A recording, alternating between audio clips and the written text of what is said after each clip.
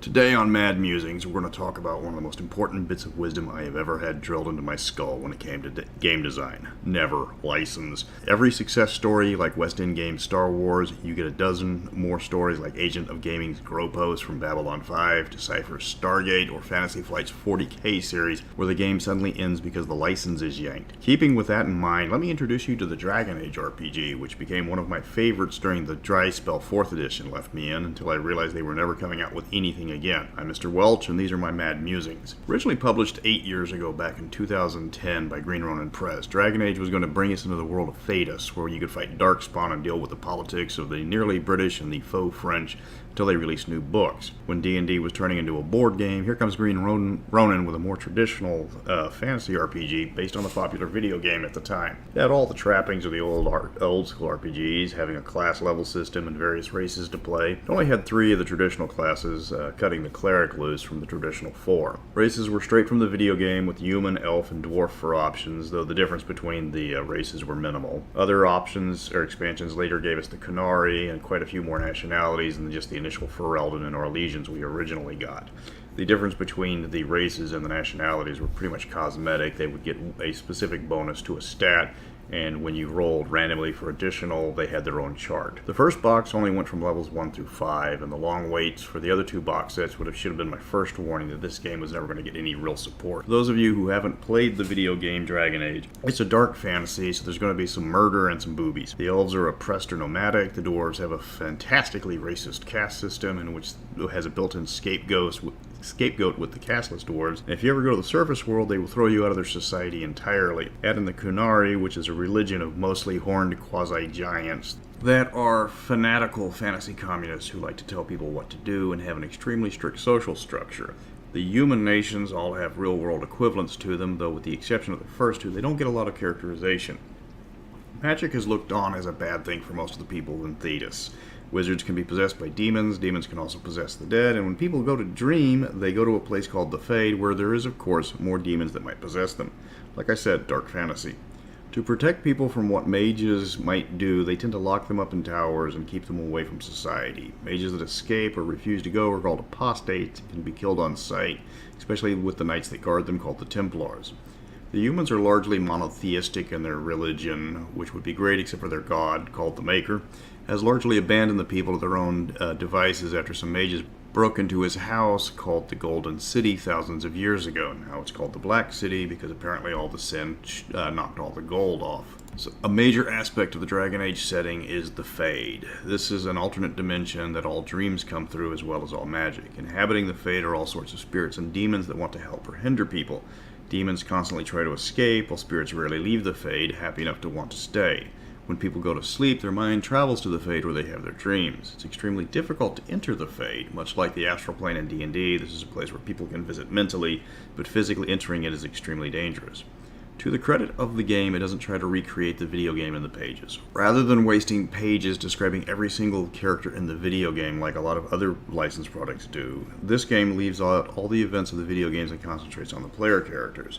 You can introduce the characters from the games if you want, but you're going to have to stat them out, though there's a couple that are free PDFs on Green Ronin's website. That was one of the biggest flaws of licensed games. They waste too much of their page count on the characters from the game at the expense of the rules and the fluff that the players can take advantage of. Granted, I had just enough of that whiny game age from Dragon Age 2. I didn't need to be reminded of how miserable a character he was. Where the game excels at is its inventive mechanics. The age mechanic gives 3 dice in a modified stat plus skill system. If you have focus in a skill, it gives you a flat +2 to the roll. This includes anything from swinging a sword to looking for clues to just baking a cake. There are some modifications to this, but that comes at later levels. I'm not going to bore you with all the details. When you generate your stats, you just keep track of the bonus. The number rolled is just used to calculate the bonus, and then you discard that number. You roll the dice, then you add any stat bonus and any skill modifier you might have, and you try to hit the target number. So there's really nothing special with the basic mechanics.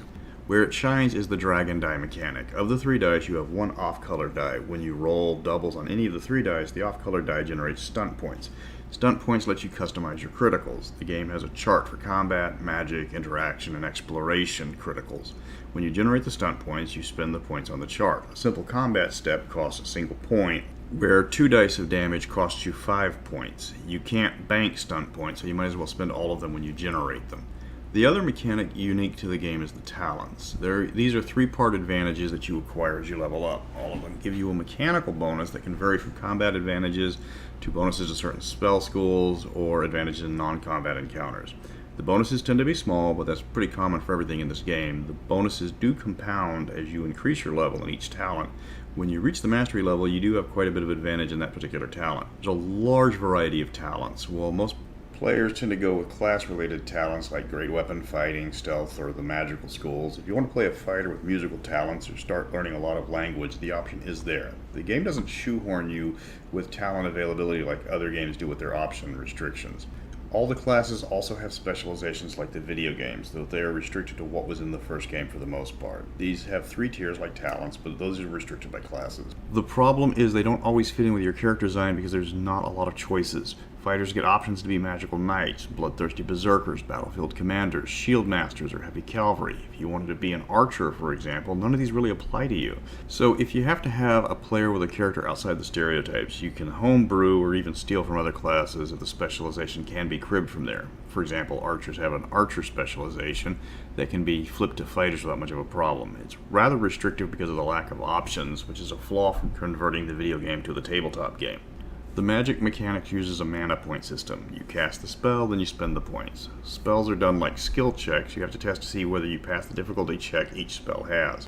If you fail, then you spend the points, but you don't actually cast the spell. Initial spell options are safe to cast without any drawbacks, but the more complicated spells have a chance of backfiring that can lead up to your character being possessed and the party being forced to put you down. There's a reason why mages are feared in this universe. The game does have a staggeringly large amount of gear in the equipment section, on par with Dungeons & Dragons. Most of it's for role-playing purposes, but the sheer variety is impressive, as this is an era that most games skimp on. Everything from clothes, adventuring supplies, as well as a decent selection of weapons and armor are included, much more than the video game ever had. The next video game seriously needs to look at this RPG for different weapon options, so fighters aren't just restricted to sword and board versus great weapon, and rogues have to choose between either archery and double daggers, and that's it. Don't want to talk about the video game too much, but seriously, give us spearmen or pikemen or halberdiers. For rogues, give us duelists, or let us throw daggers at people. Mix it up.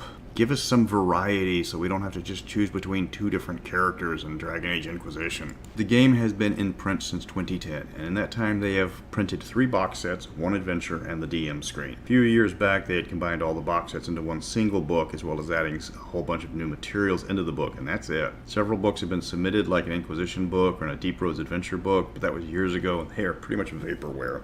There's a large amount of player-created material on the Green Ronin forums to fill out what's missing from the book, and that's quite a lot. Every nation in Thetis is talked about except the Canary lands, and every land gets some background as well as some character options.